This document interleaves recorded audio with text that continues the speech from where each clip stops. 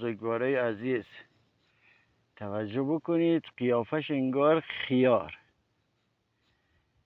قشنگ انگار خیار طبیعی. خیلی جالبه. خیار کوهی نه طبیعی، کوهی حسابش میکنیم.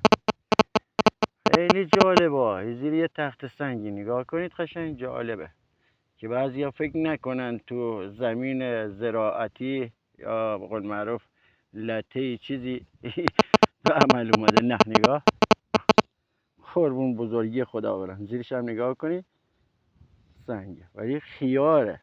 جان خودم به نظرم خیار باشه. من نظرم به اینه، نمیدونم نظر شما به چیه. نگاه کپی خیاره. خیلی زیباه، خیلی زیباه.